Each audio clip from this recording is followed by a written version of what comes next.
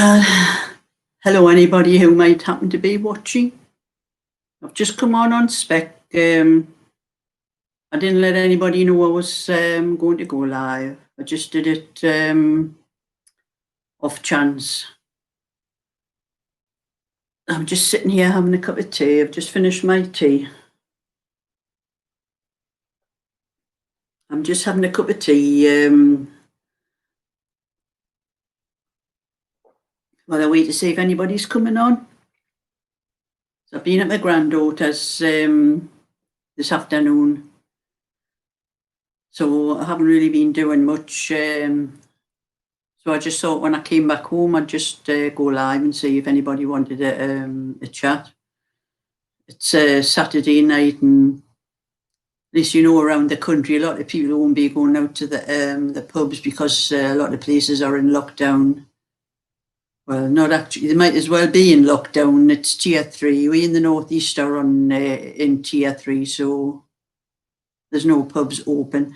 Even if they are open, you can only go for a meal. If you want to drink, you've got to have a meal as well.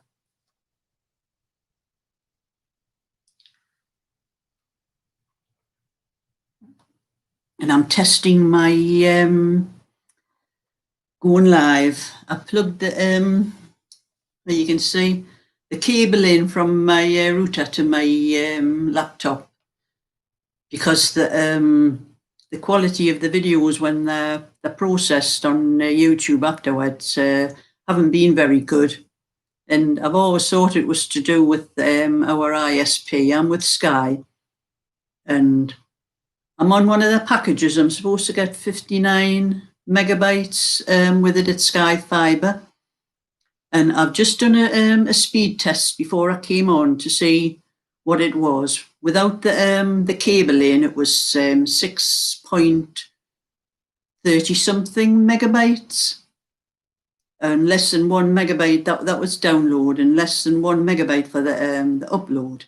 And then I plugged the cable in, and I did another speed test with that plugged in, and that one said 10, just over 10 megabytes, and the upload was 1 megabyte, so that's a lot better. So I'm hoping that the quality of this video after it's been processed is going to be much better than it usually is. And I don't know whether this on YouTube, whether it's classed as upload or download, but if it's download at 10 megabytes, it should be good, but that's a lot less than the 50, I think it's 59 megabytes. They said I've just signed up for another 18-month contract because they were going to put the price of the monthly charge up. And I don't have TV with Sky. I just have the telephone and broadband. So I thought, well, why pay any extra? So I know I'm going to stay with them anyway. So I just took out another 18-month contract to keep the monthly payment the same as it was before. But it must be the area I live in the northeast, and I think it depends on how far you are away from the box that supplies your internet. But anyway, I don't get anywhere near what you're supposed to. They told me I think I would get around about 17 megabytes, and 10 megabytes with a cable is nearly half that. So anyway, I'm just having a cup of tea and seeing if anybody wants a little chat. I've been doing a Vlogmas thing every day. I've done it the first 4 days, but today I didn't have time.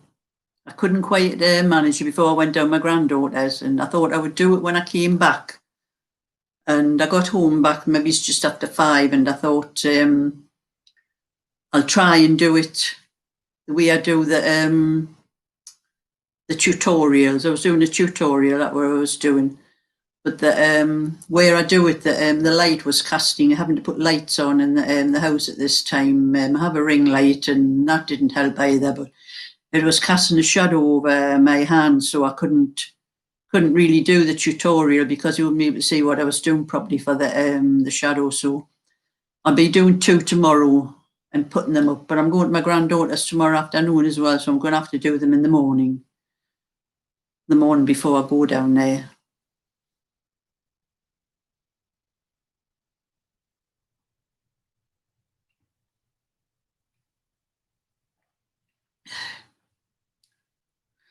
I'm just enjoying that cup of tea.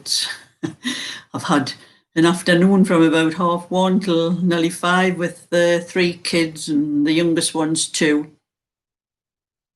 And when I first went in, you couldn't hear ourselves speak. They were all talking and shouting all at the same time.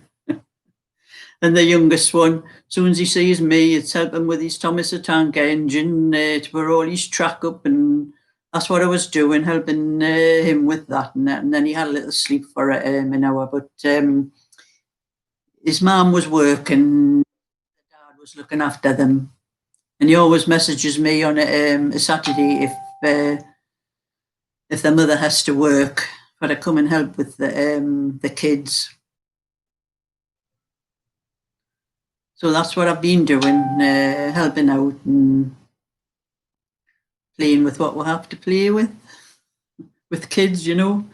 But he's terrible, the little one's jumping all over the place. But at least we had a little bit of peace and quiet while he was in his cot for an hour. So I was just sitting, I always take my knitting with me. That's what I've got now.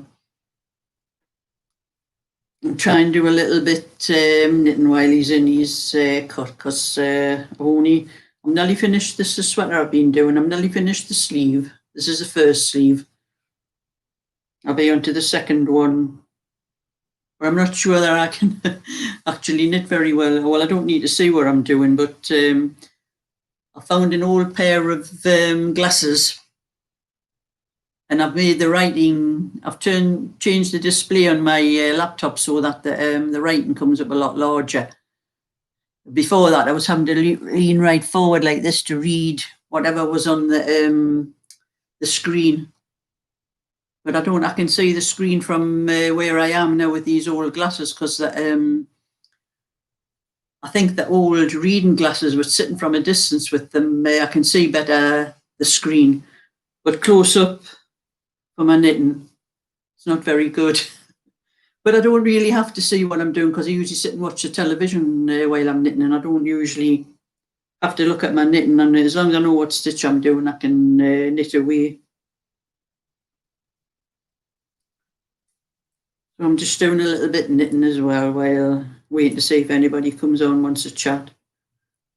It could be a bad time anyway. People might be having the tea, and I've just finished my tea. Nice pie, peas and chips. I like that for a change.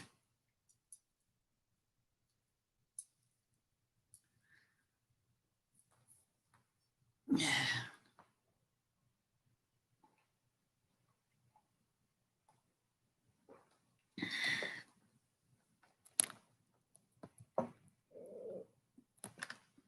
See better.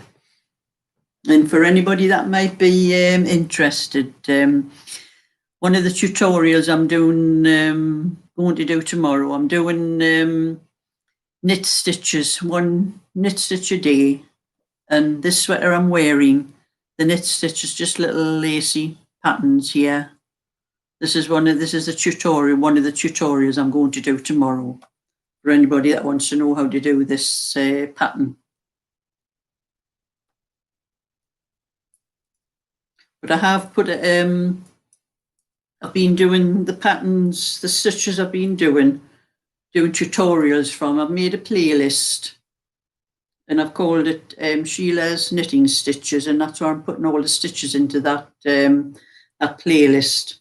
And any other stitches, I went through all my knitting videos and that, and any other stitches that I happen to have done, I've put them into it as well. So if anybody's interested, that's all they need to look for.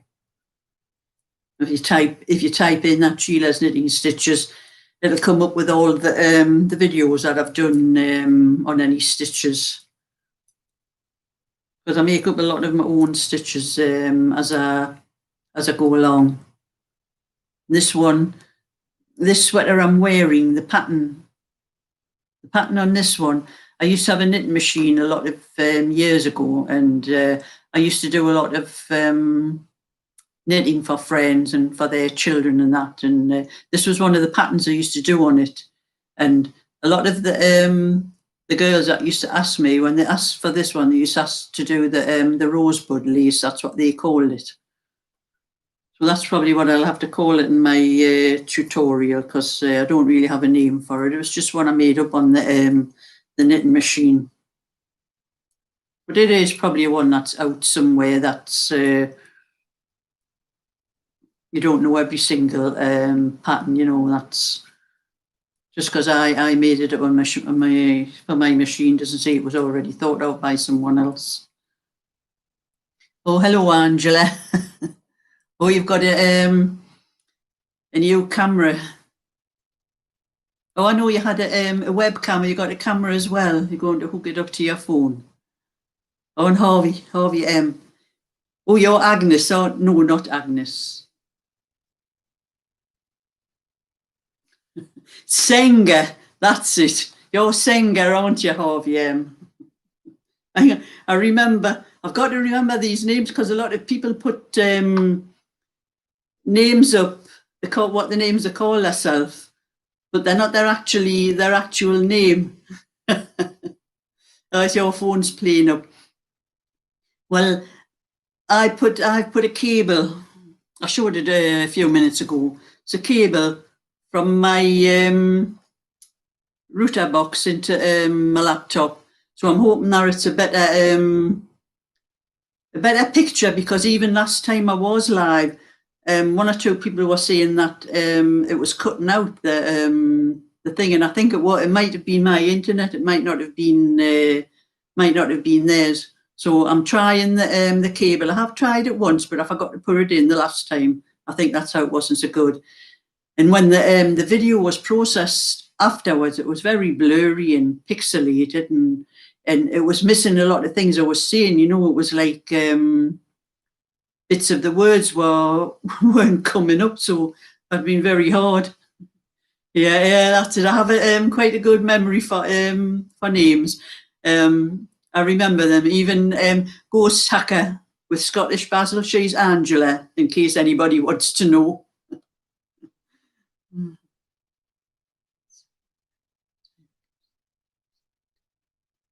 Oh, you're not doing anything at the moment, Angela. I saw your video earlier on that you put up with your fella with the train, the Coca-Cola train. That was a nice video, Angela. I showed it to my little grandson, my great-grandson, Eddie, because that's where I was today. And I showed it to him, and he was going woo woo woo all the time, looking at the train. He liked the train, so I think he would enjoy something like that. Yeah, you need on your videos, Angela. You need to do something to make your sound louder. It's very quiet, your sound, and sometimes I have to put an earphone into well, really, I put it into my computer sometimes when you're on, because I can hear better with the earphone, but I can't hear so well without that. So I don't know whether you can turn the sound up on your whatever you're using, your camera or your webcam, whatever it is. But it was a very good video. Your lad showed a lot of the things on the to do with the train, and I noticed you had the track all around the floor, and all the Christmas things all around your room. It looked quite nice and Christmassy in your house it is, Angela. I haven't even got a tree up yet. You've got some stories to do, Andrew. I look forward to hearing them. I've got one or two stories myself. But like I'm saying, I've got some tutorials to do as well, and I have got one or two stories I can tell. I don't know if any of you girls that come on get any these phone calls that we keep getting one of them's Amazon, and keep seeing about your account, and you have to press 1 or something like that to speak to somebody about your account. Well, I haven't got an Amazon account. You just ignore them, because they're ridiculous. And you get these ones from HMRC, who they're looking into your case and to ring a certain number to speak to a caseworker. Apparently you owe them money. Well, don't owe HMRC any money. And we get all sorts of calls like that. And there's one call. Well, I've told you all before, I'm a widow, and my husband died in 2014. And not long before he died, he had some trouble with his hearing. And we got, I don't know, it was an ad, I think it was on the internet, and it was for one of these hearing places, and they were going to give you a trial hearing thing. So we filled it all in, and we were waiting. But before you'd get this trial hearing bud thing or whatever it was, you had to go for a hearing test, and it was somewhere in Newcastle, which is near where we live. And I looked into it, and it was going to cost a fortune for hearing aids from them. And I said to my husband, "Is you're not going to get them off the NHS for free?" And anyway, we didn't bother about it. We left it, and then we kept getting letters off them telling us to come for a hearing test, and I just kept ignoring them. And then even after my husband died, we were still getting letters for them, and they stopped probably about 4 or 5 years ago, and I never heard any more from them. And the other day, not the other day, it was probably the other week, a couple of weeks ago, I had a phone call, and when I answered, I don't usually bother answering because I can tell by the number, because the number shows up on my phone. I know it's some sort of scam thing, like I don't bother answering them.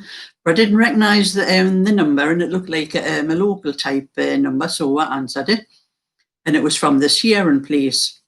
And my husband was called Alan Smith. So can I speak to Mr. Alan Smith, please? I says, no, who is this, please? It's the hearing place that they said. And I said, well, it's a long time since I've heard from you. What do you want to speak to my husband for? He said, well, we've just been looking into some old records, and we've realised that your husband hadn't kept an appointment we made for a hearing test for him a number of years ago. And I said to myself, I said, you're joking, aren't you? And they said, no, we're just looking into the records, and we thought, well, we're getting in touch with some of these people, and they might still want a test. So can I speak to Mr. Smith, please? I says, no, you can't speak to Mr. Smith. He's not here at the moment. And he says, well, when he is there, could I speak to him, please? Well, I says, I'll tell you what. If you go to Whitley Bay Cemetery, I says, he's in there at the moment. But I says, mind you, you'll have to go and dig him up, though. And with that, you put the phone down on me.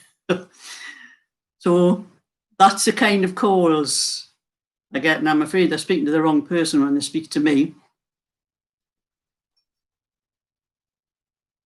You've had the calls, the scam as well, Angela. Everybody has. Everybody I speak on. I was on Facebook the other day talking to a lot of other girls, and they've all had them, and we're all sick of them there.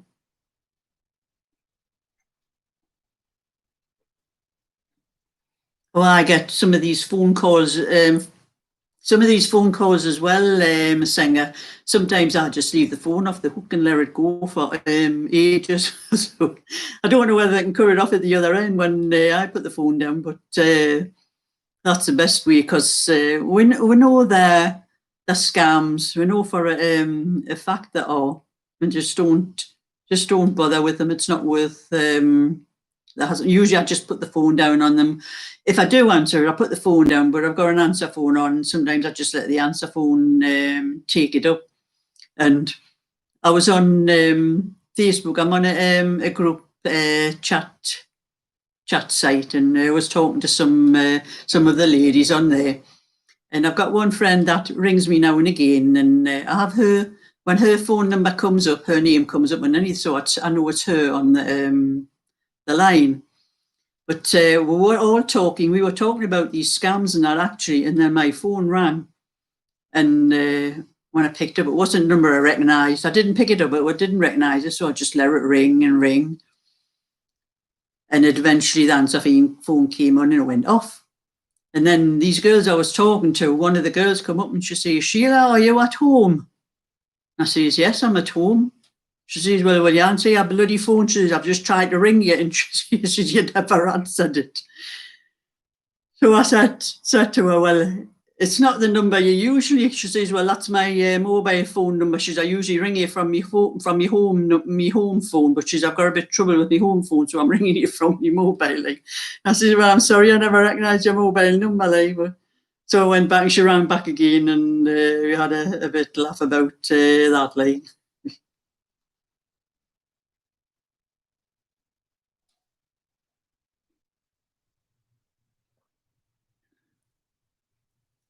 oh, Angela, someone's asked you to do a colouring video. Yes, I've saw some of the colour things you're getting you do on the,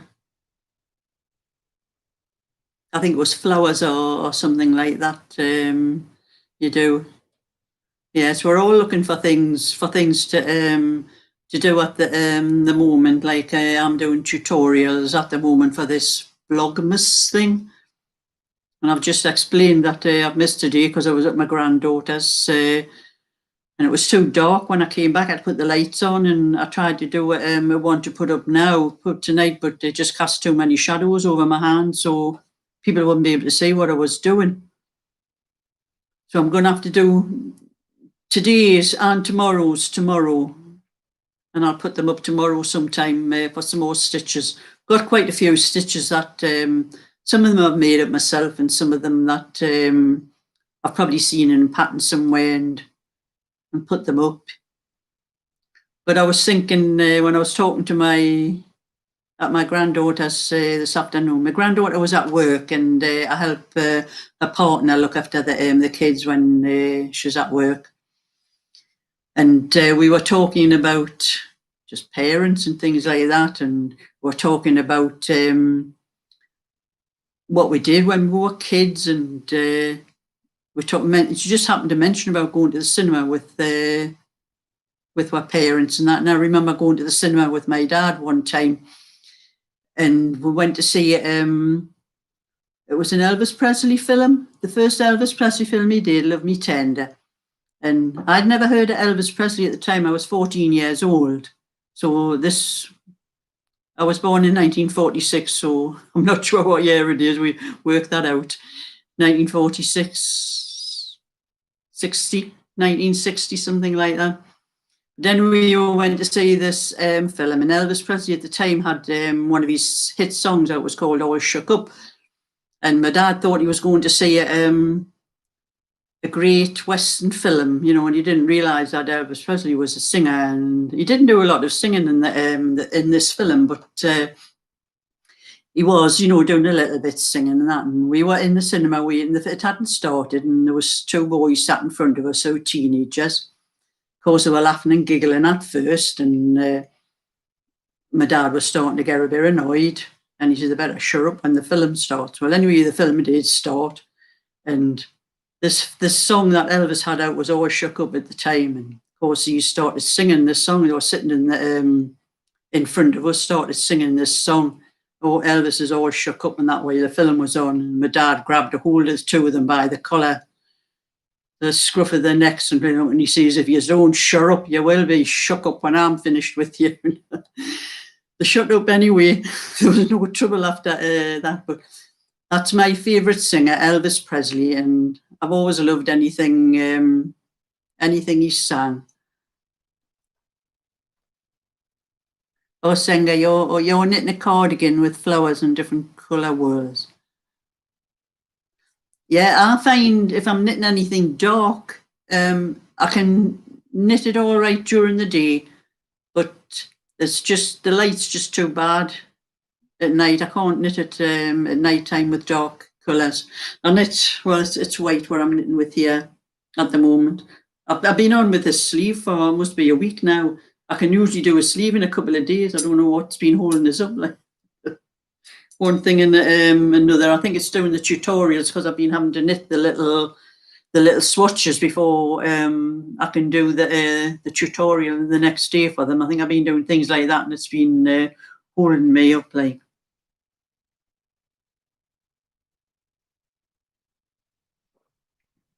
But I was earlier on in the in the warmer ones, I was going to crochet a jacket for myself. I got some balls of different colour. I was going to do it the main part white and do like small granny squares and stitch them together with flowers in the different flowers in the middle.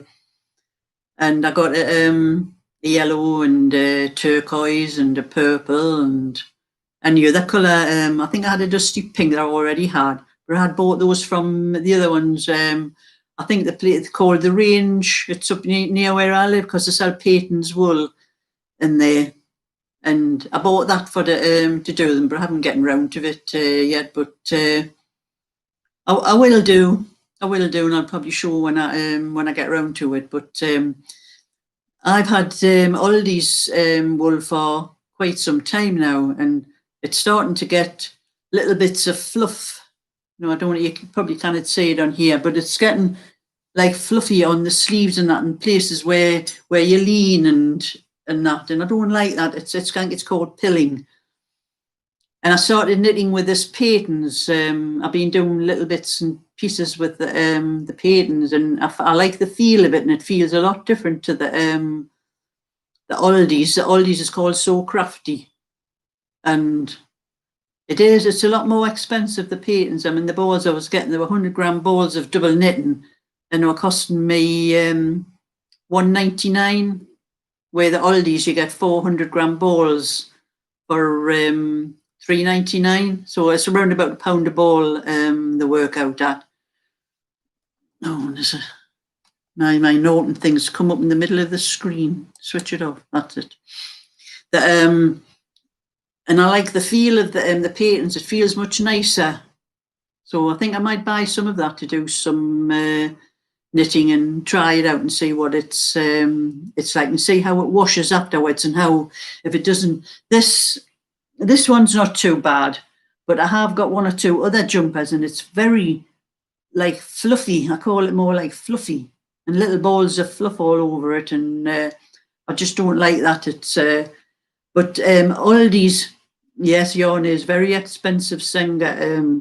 I've looked online at a lot of places, and these like Hobby, and I forget the names of them all, and you could nearly buy a car with what they want for the price of some of the price of the balls of wool. It's just so expensive, and I don't like paying prices like that for the wool. But I used to get wool from Aldi's. I've been getting wool from Aldi's for years, and I've got some jumpers and cardigans that I've knit years ago. And the texture of the wool was very different then. They seem to have changed the texture of the wool. I don't know whether it's come from a different place, but it's not the same as it used to be. And they didn't used to get all this pilling on it either. And when I used to buy it then, it was cheaper. I think it was probably, I don't know whether it was around about £3.50 or £4 for the, but you got 5 balls in a pack. And they reduced the number of balls in the pack and kept it at the same, more or less at the same price.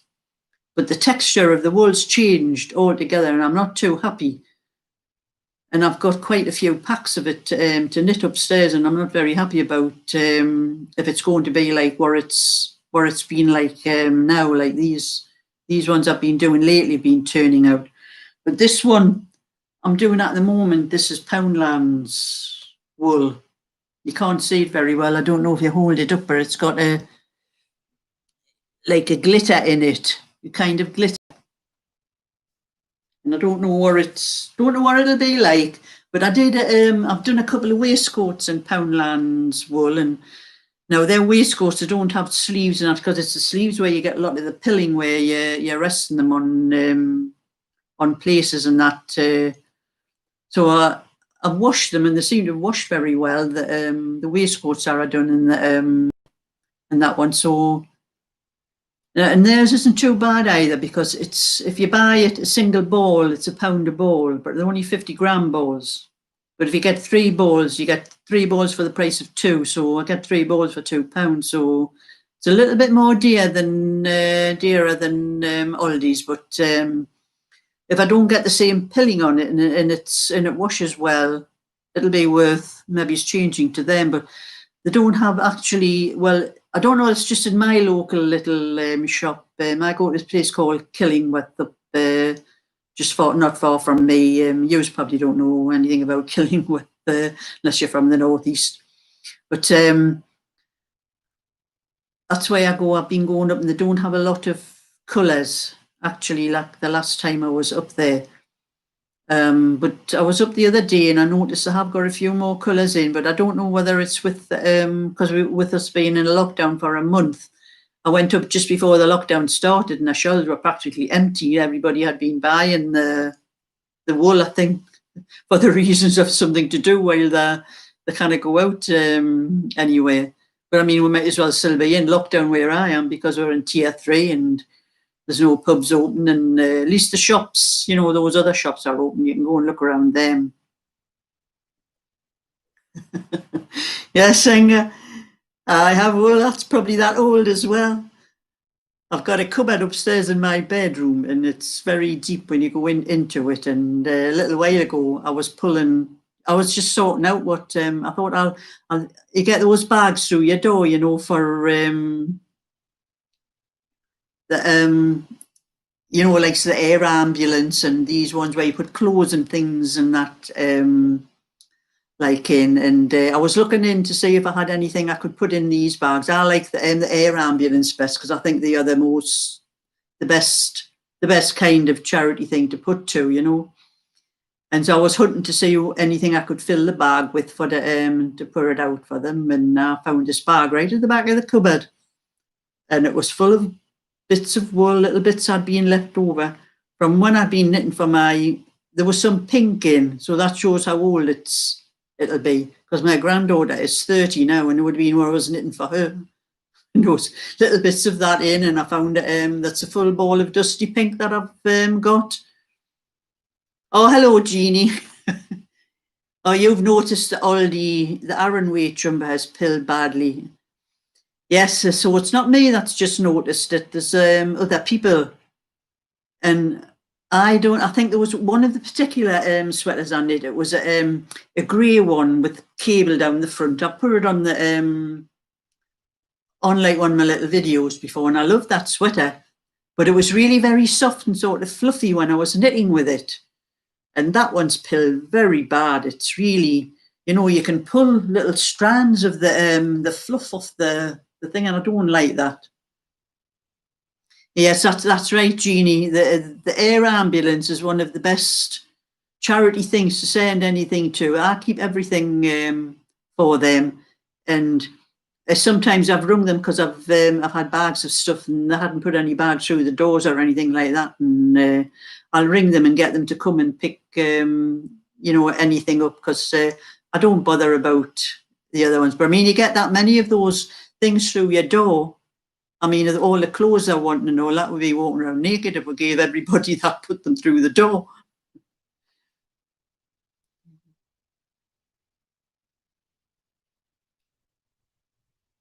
Oh, you've done the pink and navy bands and the pink. Oh, I don't think I've knitted any pink in it, actually. No, not lately. I have got a pack of pink. Oh yeah, but it's not from Aldi's. I bought some from B&M. They have some packs in the 4 packs for £4, and I haven't tried. I should have tried it first, but I got a pack of white, and a pack of grey, a pack of blue, and a pack of pink. So I've got 4 packs from B&M.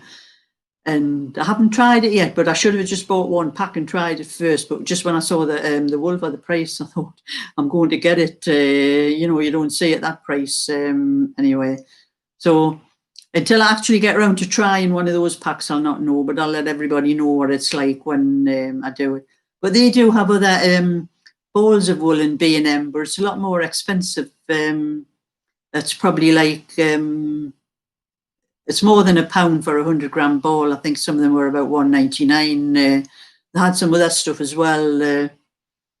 Yeah, but it's not nice. So when you knit something and it's especially if it's something you really like and it turns out like that. But I've got one of those little machine things where you can go over it and it'll take all the pilling off. I haven't used it, but I'm going to try it to see if it'll help to clear some of the thing. But like I said, this sweater here, this is Aldi's wool. This one's not too bad. Certain colours seem to be better than others, but I think the whole lot should all be the same. It shouldn't be. You shouldn't get one colour is better quality than another. I don't think that's right. So you don't really know what you're paying for. Oh, you like the sparkly wool for Christmas bits? That's what I'm doing at the moment. That's what I said. This is a sparkly, but you can't see it. I don't know whether I'll put it up to the. Oh, you can see it a little bit there. I'm holding it right up to the camera on my laptop. And I'm only hoping that when I come to wear this, that it's okay, because I am allergic to a lot of things. I can't wear perfume or even the underarm deodorant. It took me a long time to find a one that I wasn't allergic to. And I did manage to find a one.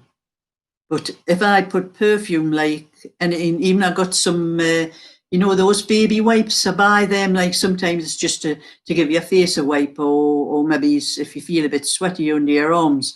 Well, I bought a pack of, I usually buy them as well. I buy them they're handy for wiping around your toilet in the morning and that. I just give the whole toilet around the seat and the bowl and everything with those wipes. They're quite good for that. So I buy packs for that, and I buy one for myself, or just if I want to wipe my face or under my arms anytime. And I picked one up, and it was a perfume one. I hadn't realised it was fragrance, it said. And I used it. I think I wiped under my arms, and I did nothing but scratch and itch, and I had lumps all under my arms, and I realised what I had done after that. So I have to make sure. I'm not sure. I'm hoping that this sweater I'm knitting is going to be all right afterwards, and that because the glitter in it is like a kind of, I think it's a kind of metallic thing, and I never thought about it when I bought it. I just saw the sparkle, and I thought, oh, that looks nice. I'm going to knit myself a sweater with that. But if it is like that, my granddaughter will probably end up with it. Oh, you're the same, Jeannie. You get runny eyes and nose. Well, I mean, this has only happened to me later in life. I was never, ever allergic to anything in my whole life until about the last 5 years. I thought that's about roundabout when it started. It must be something to do with age, I think, how your allergies and things change. And I know I used to use any kind of perfume, deodorant. I used to use Sure, or I could use anything like that. I use the Dove one now, the Dove Original. That's the only one I can use now. If I use any other kind, I'm itching all the time, and makes you think you're like a loppy dog, and people look at you sometimes when you would scratch it all the time. And it took me a long time to realise what was wrong, that I was allergic to it. And then it was the same with perfume. I was putting perfume on my skin, putting it on your neck and around your ears and all that. And I was coming out with rash all over here and there and lumps and things. And then I realised I was allergic to the perfume as well. So now I just spray the perfume on my clothes. But one time I sprayed it on my clothes, and it actually went accidentally. I was spraying it around here, and it actually went on my neck, and it ended up with lumps and red blotches all over my neck. But yeah, it could be the chemicals in it. Maybe it's the chemicals that's changed. Maybe it's not the same as what we used to be. Oh, no, Angela, you think it's our climate. I don't think so. I don't think the climate's changed in all the years I know of. Although, yeah, I think you get a little bit warmer weather down where you are in Coventry, Angela, than what we get up here near Newcastle. It's been freezing the last few days. I don't know what it's been like for everybody else in the rest of the country. But I'm at the moment, I've got scaffolding around my house. The council came and, well, I think I told you the story the other day. They came and put scaffolding up because the guttering was coming loose off my roof. Well, they've been in, the council's been in fixed, so they put new guttering up. And now I'm now waiting for the fellas to come and take the scaffolding down because I can't get my car into the garage. And I came out, we had frost one morning. That's the first time in years I've had to scrape frost off my car because it's usually in the garage and I don't get any frost on. And I can usually just drive out straight away. But DMA knows how long it's going to take these fellas to get the scaffolding down, because I think they're getting paid all the time that the scaffolding's up, whether it's being used or not. So they'll probably want it up as long as possible. But I don't want it up, I want it down. And when I drive into my drive, there's one pole coming from the side of, it's one pole that stopped me getting in the garage. It's coming from the side of the scaffold, and it goes right across the middle of my drive. And I've got to bring my car in, and I've got to be very careful when I come in, because I nearly hit the pole one day when I come in. I could see it all shake, so I had to back up a little bit. And my car's halfway between the drive gates and the drive, and that's annoying as well. And I don't want to leave where I live. It's like a horseshoe shape. It's just off the main part of the road on my estate, and I live down the very centre. And if next door to me's parked outside, and the other side of me's parked out, I can't park my car outside. There's not enough room, so I have to drive into my drive. And I don't like this pole stuck down in the middle of the drive, and I can't get into the garage, and that's annoying me. A lot of things annoying me these days. I think probably age, you know. Oh, Coventry's in a dip, so you'll probably get warmer weather, do you? Than if you're in a dip, it'll stay down in that dip. Oh, Jeannie, it's absolutely bitter down in Devon. Oh, I would have thought you would have had warmer weather. Although in the winter, I think more down south, I think you get worse weather than we do, don't you? It's not too bad up here. We haven't had any snow. There's been forecasts for snow, but on the higher ground, I think. But we haven't had any. I don't want any anyway. I don't like driving in the snow. If it does snow, my car stays in the garage. If I have to go anywhere, I walk. And if I have to go anywhere in the car, I just don't go. I don't like driving in the car. I remember one time, this was years ago when my grandkids were little, my two oldest ones, the two oldest grandkids, Cheryl and David, they call them. That's my granddaughter, who I go to a lot. They were stopping at my house one weekend, and we got up on the Sunday morning. It had been snowing. It was just it hadn't been snow. It was looking like it was going to snow. And the Asda shop was just up the road from me. So we went in the car, and I said, I'll go up the car and get in the car and up to Asda and get a little bit shopping. And while we were in the shop, it started snowing. So the kids were saying, oh, can we have a sledge? Can we have a sledge, Nana? Well, I didn't have a sledge at home, but when I was looking around in Asda, they had one or two, those plastic sledge things. So I thought, we'll get them one of them and we'll take it back, and because it was starting to get a bit heavier, the snow. So on the way home, we're coming back, got onto my estate, and we have to go it's around a circle to get to the part where I live. And as you're coming part of the way around the circle, you can't see what's coming around the other side, and this car come flying around when I had to brake. And I braked just that little bit too hard, and the car went shoot, shoot, shoot, backwards and forwards across the road. I couldn't stop it, and I was trying not to brake because that would just make it worse. And there was one of those big 4x4 things parked down on one side of the street, and I hit that. But I only hit the bumper, and there was no damage. I stopped, and the fella came out because he heard me hit the car. And he come out and he checked, and there was no damage to his because it was one of those rubber bumper things he had on. And we're looking at my car, and the wing had just concertinaed back on my car. Well, my son was a motor mechanic, and my husband was pretty handy at fixing cars and that at the time. And anyway, I drove down the rest of the estate and got outside my house, and you couldn't see that. I just parked outside the house, and I couldn't see the side where the wing had concertina at back. And we got out the car and we went into the house, and the kids were shouting, "Granda, Granda, Nana's crashed the car! Grandma's crashed the car!" My son was there as well, and they thought they were joking. They went out and had a look, and my son went out and had a look at the car, and he come back and his dad, "They're not joking. You want to see the wing?" But anyway, my son, he worked in one of those places where they fix the bodies on the car, and he managed to straighten, between him and my husband, they managed to straighten the wing out and as best they could, and bodged it up a little bit. It wasn't a new car, it was an old banger, like really at the time. But that's the kids' way. I was going to tell them gently what had happened, but no, they couldn't keep their mouths shut. They thought it was great. It crashed because we had crashed the car. But it wasn't a bad crash. It was just a little bit of an accident. Oh, yeah, the COVID is getting to hold of us, but they have got a vaccine out at the moment. I don't know what it's how long it's going to take. They're going to do people in the homes, and you have a brother who lives in Stockton, Sheila. Well, that's not too far from where I am, I think.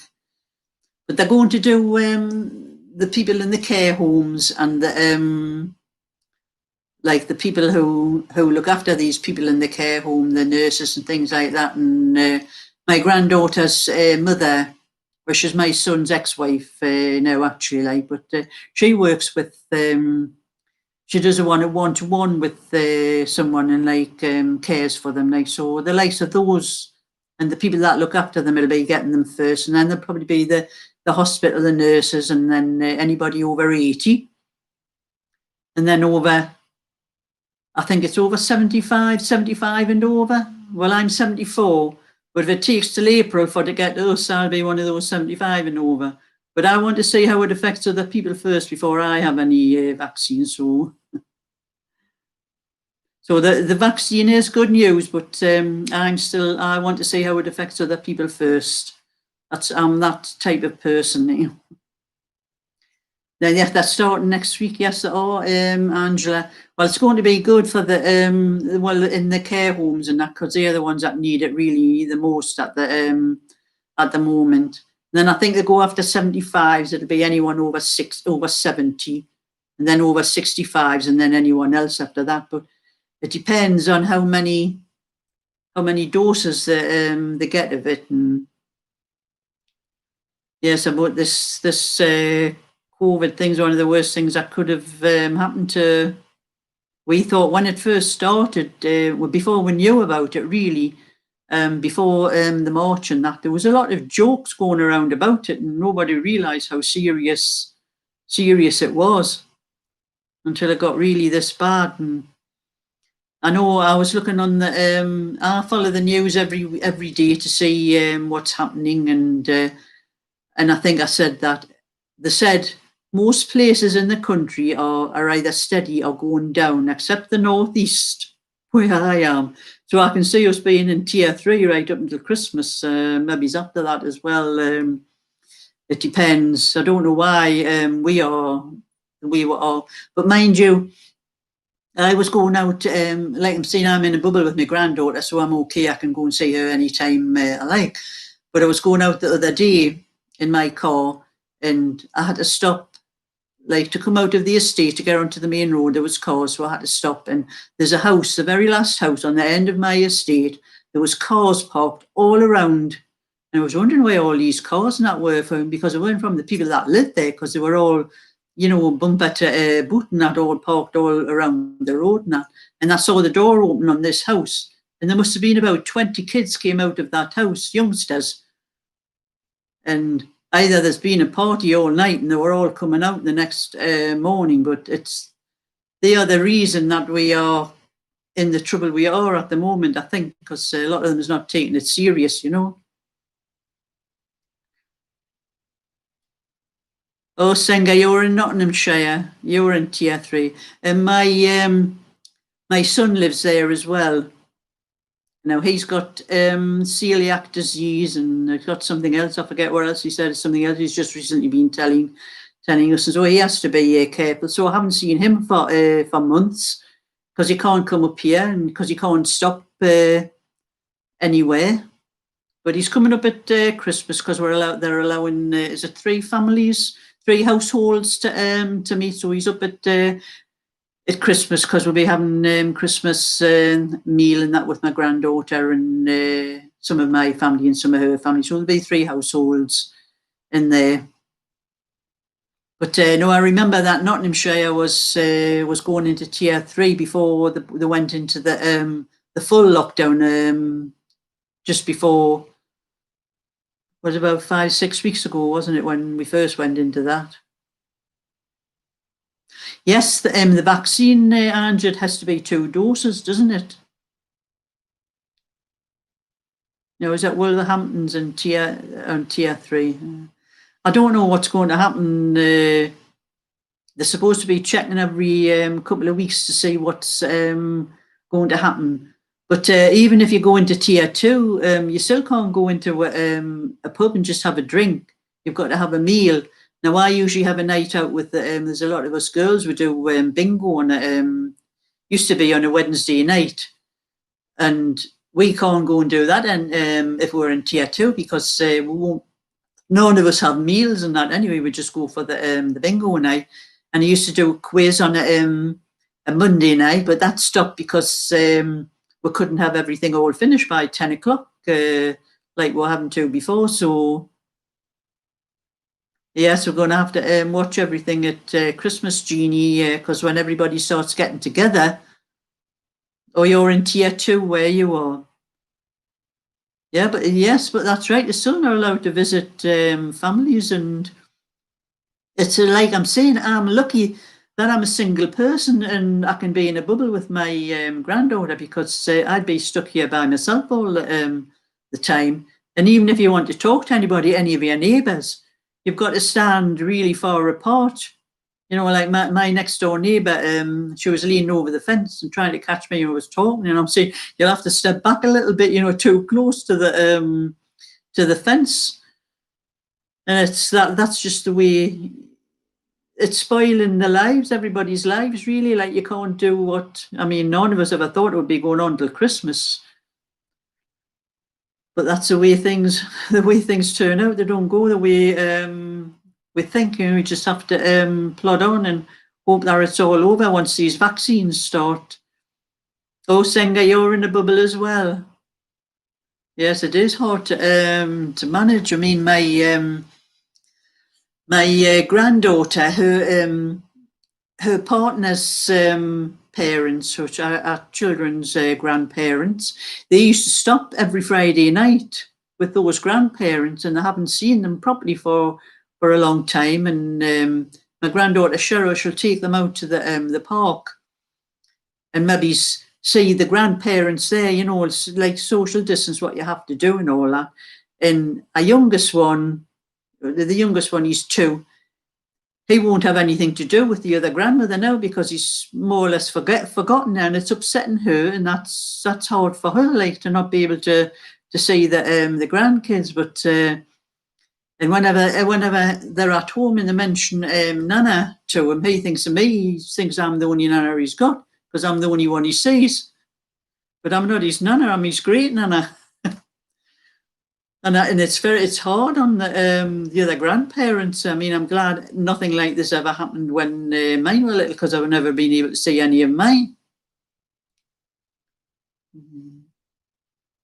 You haven't seen your grandchildren for months either, Jeannie. It's just what I've said about my granddaughter's in-law. Like, haven't seen theirs, and like the kids are starting to forget them. They're not. Yours aren't local to you. Is that probably why you haven't seen them? So you probably don't see them that regular anyway. Probably just when you have to see them, Yes, that's it. Like, we don't know what's in the kids' minds when they have to think about it.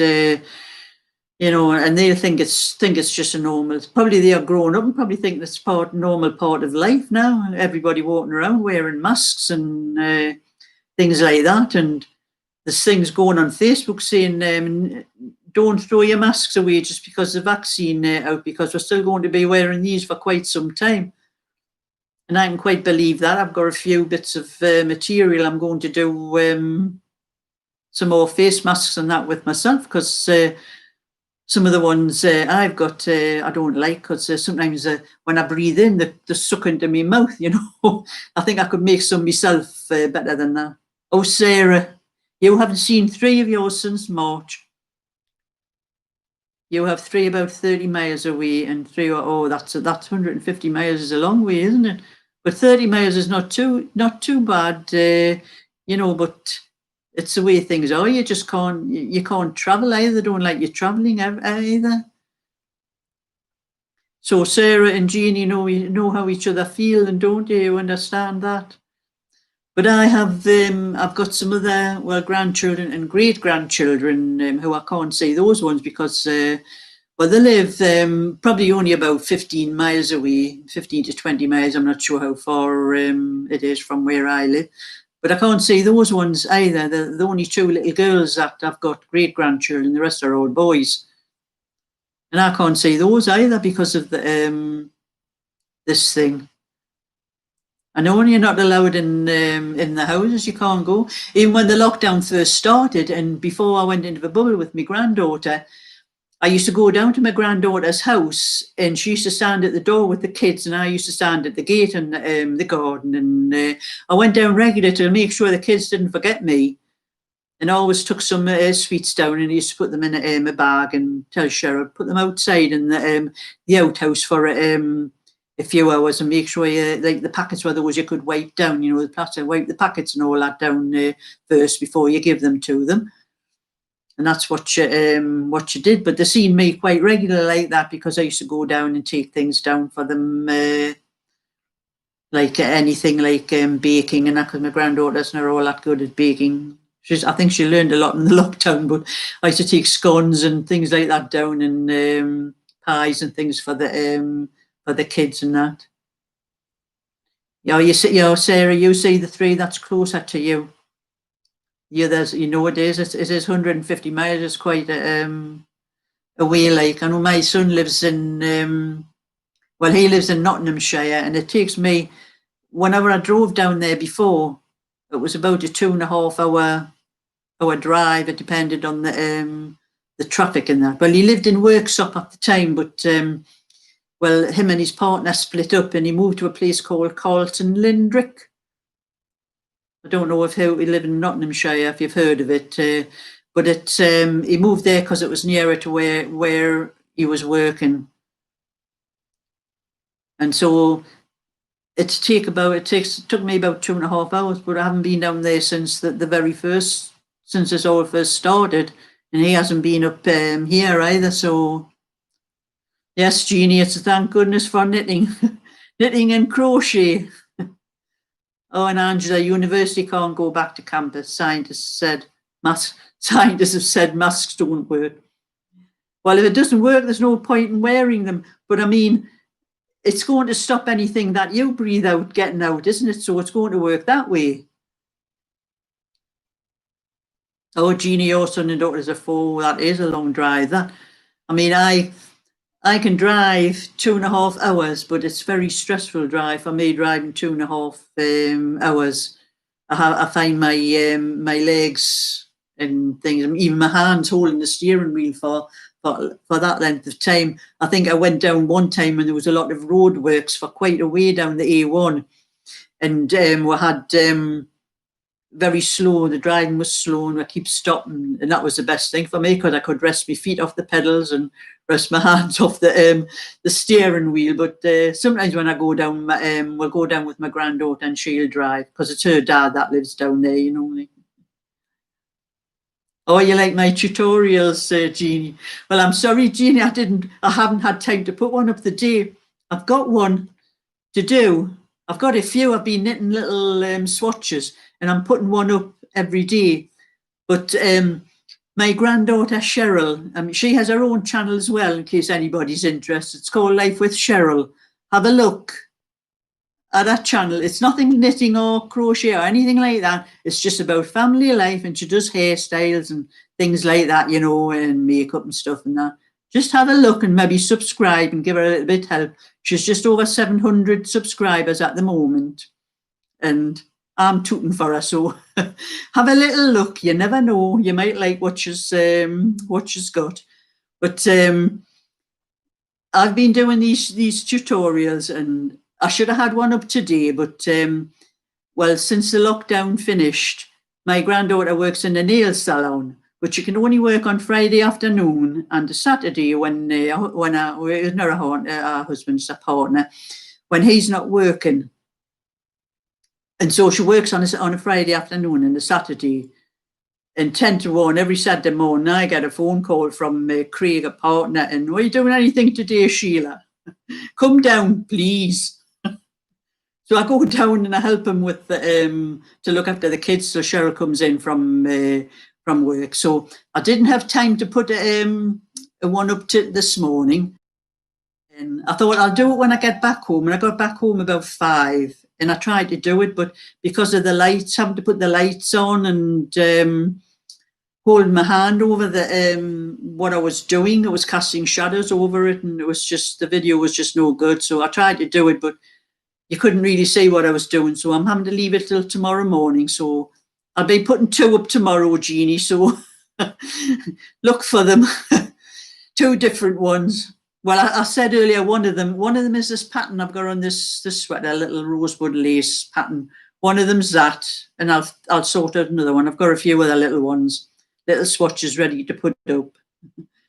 So you're a newbie. So you don't knit very much, is that why you're a newbie? You must have been doing crochet, have you? Oh, and Sarah, you're grateful for the tutorials as well. Oh, and Sarah, you've got 3 daughters. You're 1 in Cumbria, 3 sons in Cheshire and Merseyside. Yes, it is. It's very hard on living when they don't live in the same area, and you can't just, like me, you can't just, I'll just drive down in my car and I'll park my car for a few minutes, and I was just seeing the kids from the gate. But at least I can go in and see them now. And oh, you meant new knitters. I thought you were a new knitter. I thought you meant you were a new knitter. Yes, it is 1 or 2 have 1 or 2 mentions that they must have just started learning to knit. They've probably been crocheting. There's a girl, I think they're called Patsy, who puts videos up, and she thanked me 1 or 2 times. So she mustn't be a knitter. She does crochet, you know. But there's a lot to crochet, but I've never been really, I've always been a knitter most of my life. I've known how to crochet all my life, but I didn't really do a lot of it because when my kids were little, well, they were all boys. So crochet wasn't something that you did for boys. There wasn't really any kind of, because most crochet look like sort of lacy patterns, and as they got older, they would never have worn anything crochet. So I did things maybe for myself. I've done 1 or 2 dresses, you know, when those crochet dresses used to be the fashion. If any around my age would remember, like. And I used to have a friend down the street had 3 little girls, and I used to crochet little dresses for them now and again. But after my kids grew up, and I never had any crochet to do for anybody. I just didn't bother doing any. And I've done knitting most of my life, actually, knitting. And in fact, like somebody mentioned one time I think it was on some live I was on one time, about that I could knit without looking at it. And I said, well, I can actually, because I watch the television and knit, and that's why I prefer to knit of a night time, because I don't have to see what I'm doing. As long as I know what stitches I'm doing, I can watch the television quite easy. But I can't crochet and watch the television, because when I'm doing crochet, I have to look at what I'm doing. And I've just finished it. It was actually, I haven't got it in here, it's in the other room, but I was replacing this old bag that I've got my needles in. They don't fit in it anyway. They're too, it doesn't close on it. The needles are too long. So I had some old machine knitting yarn. I was using it up. Dropped something on the floor. That I was using up this machine knitting them, so I've crocheted a bag, and it's longer than that. Only I've got to sew a lining inside of it, because you can't put knitting needles into crochet. They just come through the points, just stick through the holes. So I'll be putting that'll be one of the stitches I do when I get round to it. It'll be showing how I put the lining inside of the bag on the sewing machine. So I'll be doing that, like. Oh, and Jeannie, you've recommended me to a couple. Oh, thank you very much. That's most appreciated.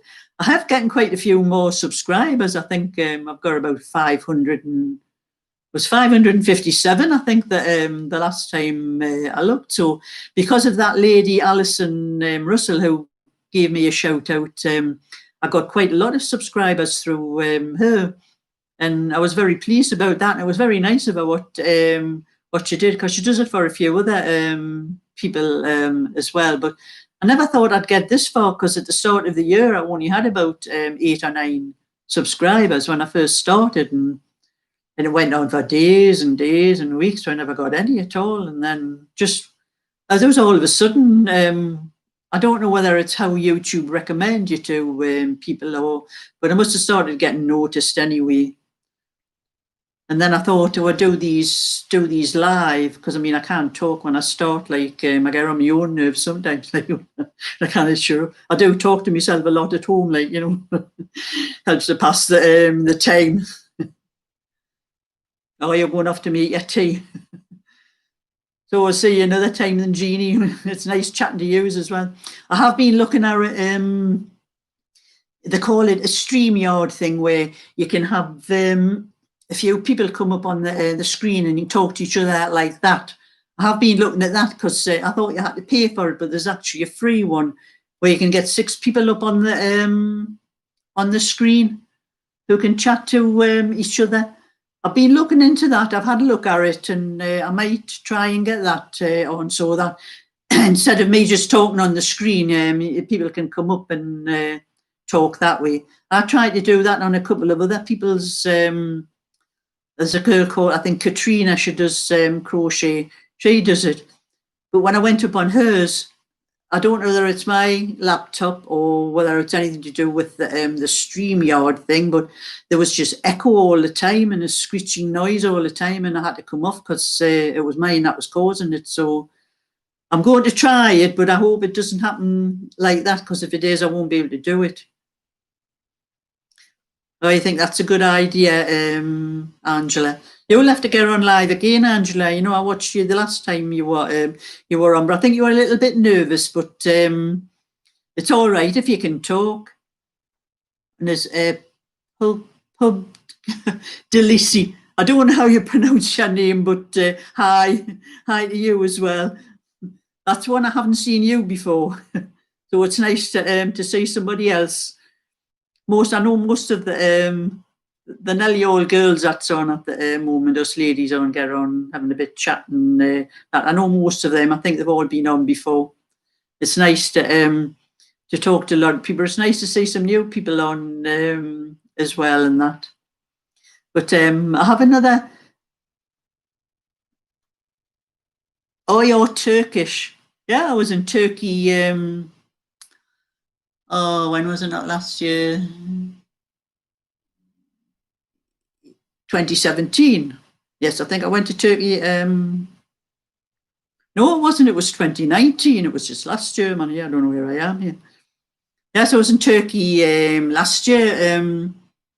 I forget what they call the place. I know I went to Dalaman Airport. Went from there to the place. I know I had a lot of trouble pronouncing it at the time, but I can't remember where it was. And we were near Fethiye and Ulu Denise somewhere, and there was a holiday resort near. I don't know how you pronounce that. There's Ul Denise or Ulu Denise. That was where I was in Turkey, and really enjoyed. That was a nice place and very rustic. It was, but. I have a little story I was going to tell you as well about my husband.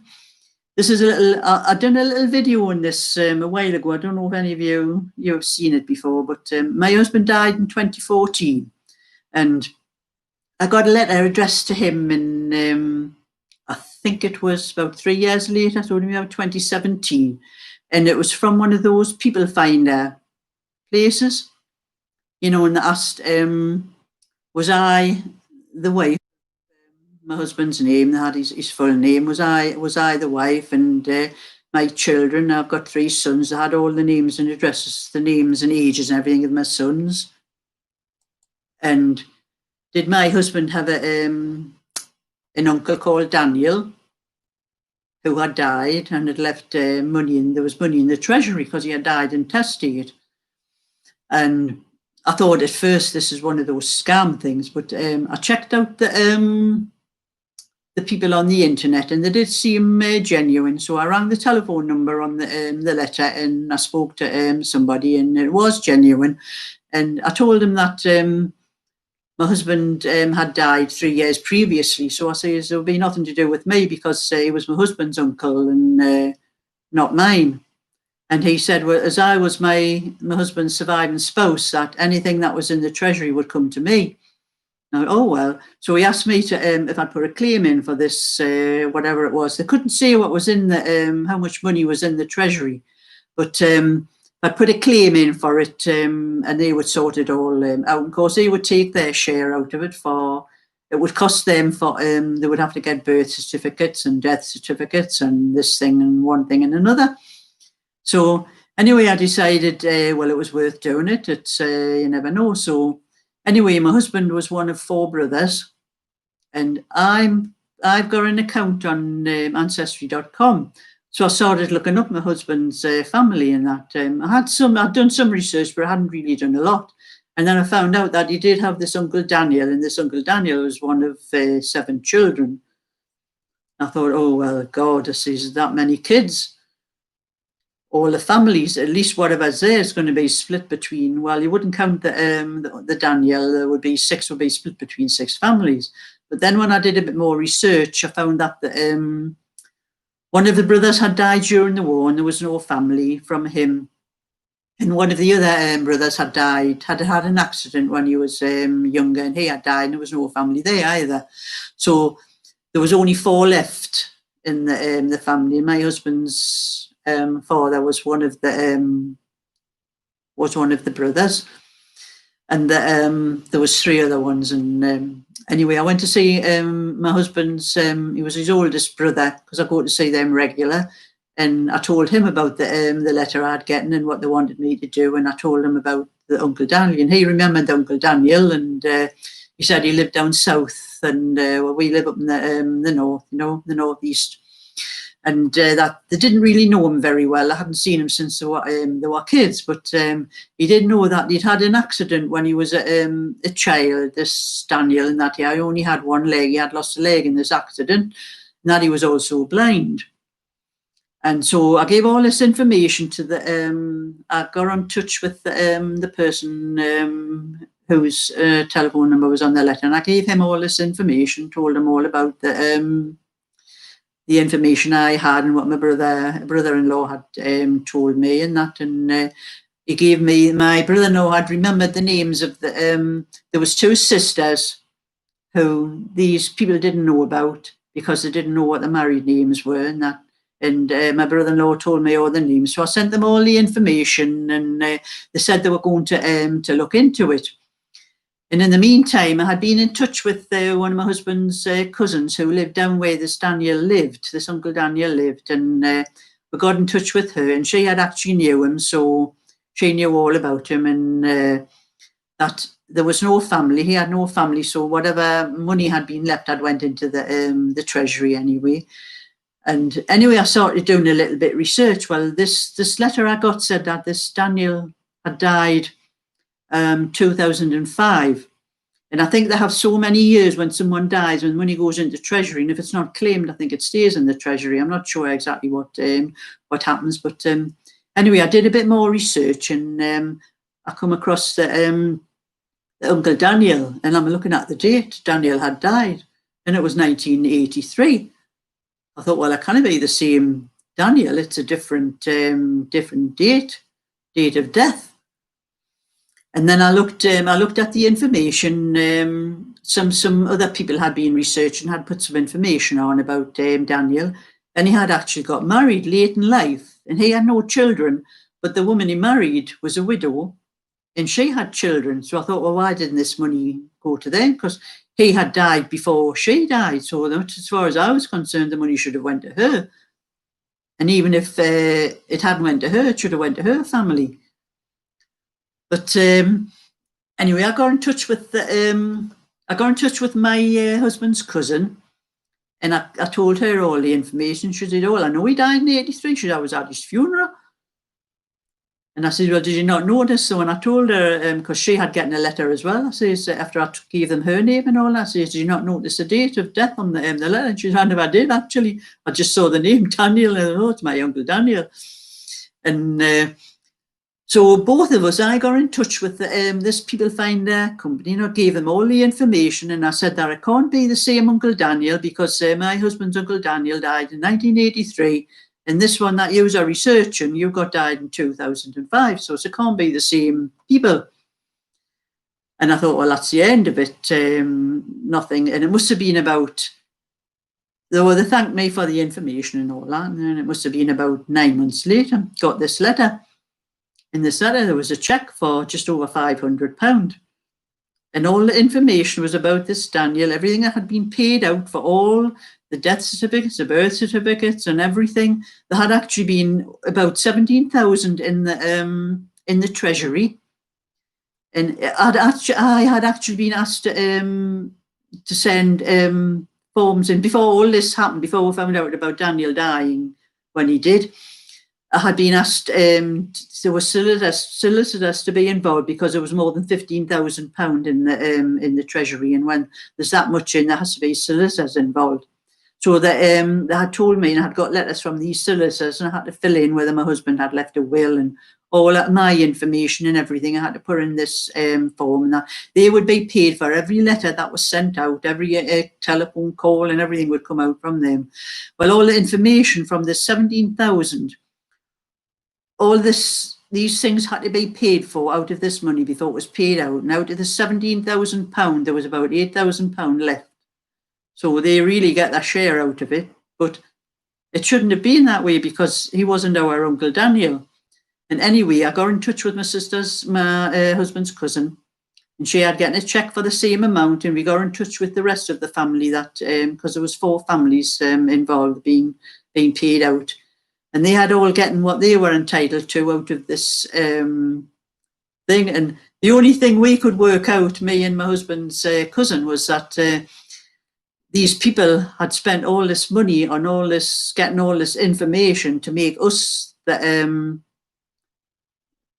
know what you call it, entitled to what was in this treasury thing, that they wanted their money back, so he was our Uncle Daniel, whether we wanted him or not. So that's a little story that just shows you it wasn't a scam, but it was a scam in a way, because they just wanted their money, whether we were entitled to it or not. But I thought, hey, that £500 went towards my holiday in Turkey. So I was that much, it was just over £500 better off through it. And I thought, well, they didn't know who he was, whether he had any other family or not, so there's nothing I can do about that. They were just insisting that we have that money from the look of it. We did tell them all the truth and the information, and like I'm saying, it took them 9 months to sort it out, so there was nothing we could do about it. But I enjoyed that £500. I enjoyed my holiday in Turkey.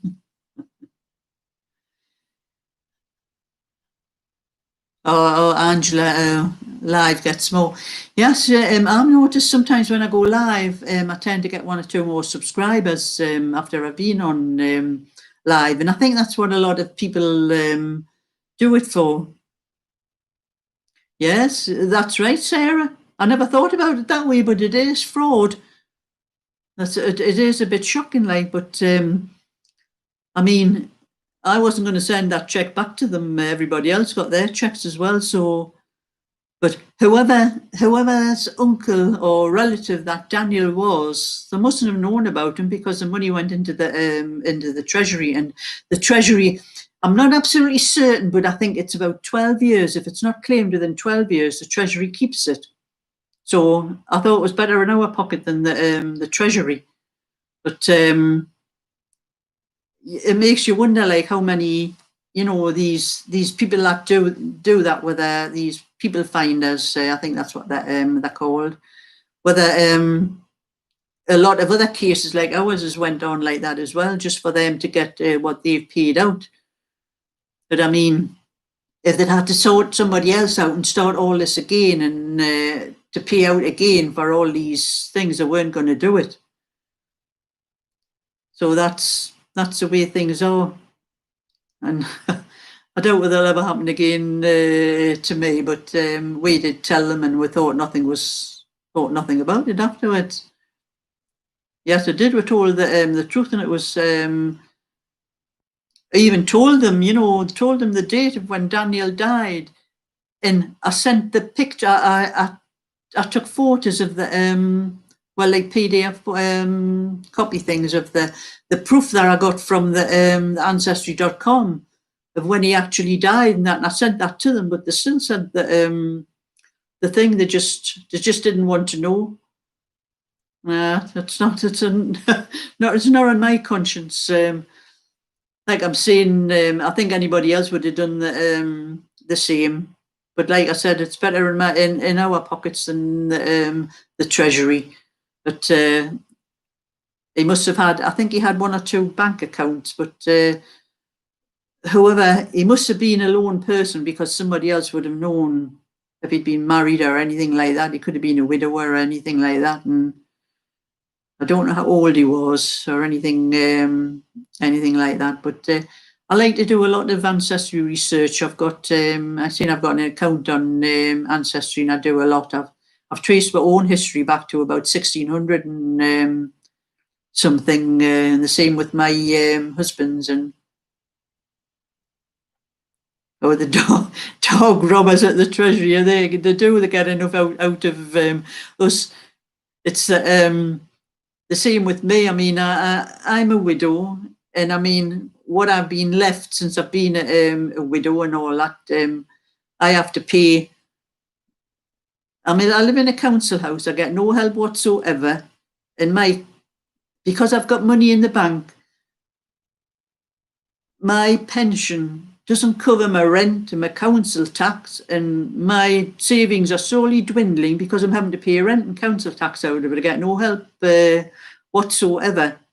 And it's the same with these council things as well. They are robbers as well. They don't like you to have any money in the bank. If they do, they want it off you, and that's the way. That's life. I suppose there's plenty of people get all the benefits and everything, and they don't pay a bit of rent, and sometimes I'm sorry that was saved over the years. Actually, like sometimes it makes you feel that way, like. But